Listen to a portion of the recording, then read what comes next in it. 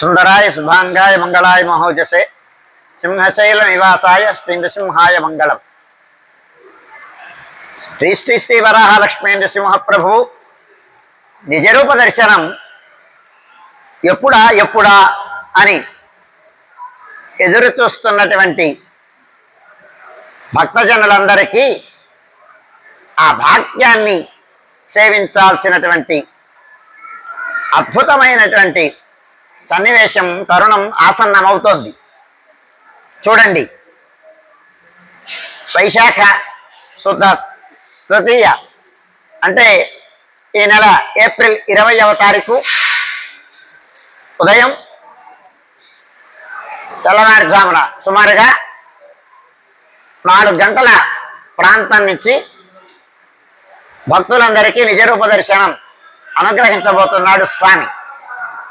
19వ తేదీ తెల్లవారితే 20 అనగా 1 గంటకు సుప్రభాతమైన తర్వాత విశ్వక్సేనారాధనం, పుణ్యాహవచనం అయిన తర్వాత పరిషత్ విజ్ఞాపనం, ఋత్విగ్వరణం అయిన తర్వాత పంచకలశ ఆవాహనం, ఆరాధనం అయిన తర్వాత ప్రధానాలయంలోకి స్వామి సన్నిధికి చేరి అక్కడ స్వామికి అనుజ్ఞ తీసుకొని చందనోత్తరణం అయిన తర్వాత పంచకలశ స్నపన తిరుమంజనం అయిన తర్వాత స్వామికి అలంకారం, ఆరాధనం, శీతల ఉపచార సమర్పణం, మంగళ నీరాజనం జరుగుతుంది. ఈ కార్యక్రమం అంతా సుమారుగా 1 గంటల నుంచి 3-3:30 గంటల వరకు ఈ కార్యక్రమం జరుగుతుంది. సుమారు 3-3:30 గంటల ప్రాంతంలో ఆనువంశిక ధర్మకర్తలైనటువంటి మహారాజా వారి కుటుంబం ప్రథమ దర్శనం జరుగుతుంది. వారి దర్శనమైన తర్వాత విశిష్ట అతిథుల దర్శనం, అదైన తర్వాత దానితో సమాంతరంగా సుమారుగా 4 గంటల ప్రాంతం నుంచి సామాన్య భక్తుల దర్శనం కొనసాగుతుంది. ఈ కార్యక్రమం అంతా సుమారు సాయంకాలం 7 గంటల వరకు జరుగుతుంది. సాయంత్రం 7 గంటల ప్రాంతంలో ప్రవేశ ముఖద్వారాలన్నీ నిలుపుదల చేసి ఆ సమయానికి ఆ ప్రాంగణంలో ఉండేటువంటి భక్తుల దర్శనాన్ని పూర్తి చేయడం జరుగుతుంది. దీనితో సమాంతరంగా భోగమంటపంలో ఆసాదనం కావించినటువంటి అష్టోత్తర శత కలశ స్నపన తిరుమంజనం కోసమని విశ్వక్సేనారాధనం, పుణ్యాహవచనం, అష్టోత్తర శత కలశ స్నపన మండల ఆవాహనం, ఆరాధనం అయిన తర్వాత సుమారు 8 గంటల ప్రాంతంలో అష్టోత్తర శత కలశ స్నపన తిరుమంజనం ఆరంభమవుతుంది. ఇది ఇట్లా జరుగుతూ ఉండగా సుమారుగా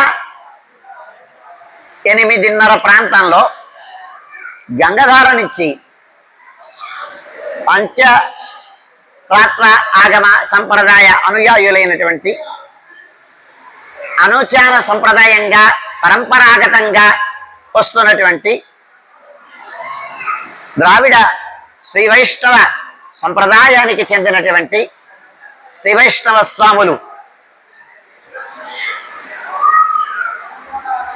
గంగధార తీర్థాన్ని సేకరించి అక్కడి నుంచి వేంచేపు చేసుకొని ధౌతవస్త్రధారులై, ఊర్ధ్వపుండ్ర ధారులై, మంత్రరత్నానుసంధాన ధ్యానం చేస్తూ వారు గోష్ఠిగా వేయించేస్తారు. సహస్ర ఘట అభిషేకం జరుగుతుంది. ఈ సహస్ర ఘట అభిషేకం పూర్తయిన తర్వాత సుమారు 11-11:30 గంటల ప్రాంతంలో ఆలయంలో ఉండేటువంటి ఏర్పరిచినటువంటి ఆ క్యూ పరికరాలన్నిటినీ తొలగించి ఆలయ శుద్ధి కావించి తర్వాత గంగధార దగ్గర నుంచి ఈ గోష్ఠితో పూర్ణ కలశం వేంచేపు చేసుకురావడం జరుగుతుంది. 11:30-12 గంటల ప్రాంతాల్లో అయిన తర్వాత బెడా ప్రదక్షిణ పూర్వకంగా ఆస్థాన మండపంలోకి చేరించిన తర్వాత పూర్ణ కలశంకి ఉపచార సమర్పణం, అయిన తర్వాత ఈ పూర్ణకుంభ అభిషేకం జరుగుతుంది స్వామివారికి. ఇది అయిన తర్వాత ఆరాధనం, అలంకరణం, విశేష ఆరాధనం, శీతలోపచార సమర్పణం, మంగళాశాసనం సుమారుగా 1 గంట ప్రాంతంలో ఇది పూర్తవుతుంది. అది అయిన తర్వాత 1 గంట ప్రాంతంలో స్వామికి చందన సమర్పణం, తొలి విడత చందన సమర్పణం జరుగుతుంది.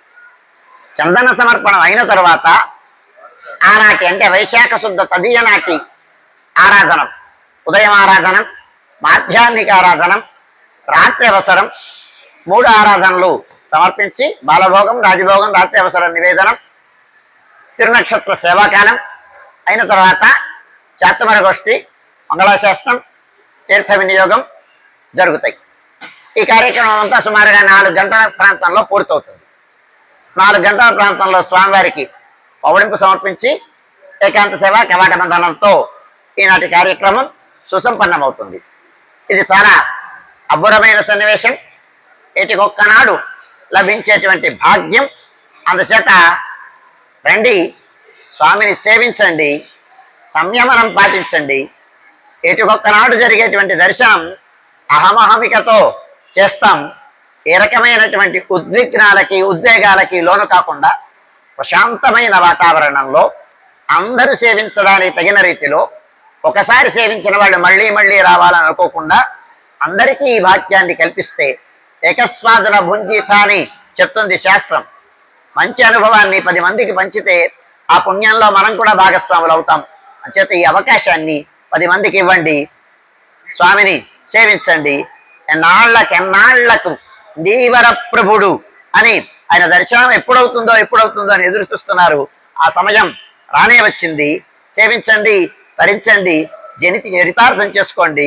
అంతేకాదు మర్నాడు ఉదయం 21వ తారీఖు ఉదయం సుమారుగా 6 గంటల ప్రాంతంలో సుప్రభాతం చేసి అయిన తర్వాత ఆనాడు ఆరాధన, బాలభోగం, మంగళాశాస్త్రం, రాజభోగం అయిన తర్వాత సుమారు 8:30 గంటల ప్రాంతంలో గుమ్మడి పండు సేవ అంటాం దీన్ని. స్వామికి చందన ఆలేపనం అయిన తర్వాత జరిపేటువంటి సేవ ఇది. మొట్టమొదటిసారిగా చందన ఆలేపంతో స్వామి దర్శనం లభిస్తుంది. గుమ్మడి పండు సేవను కూడా సేవించి చరితార్థం చేసుకోండి.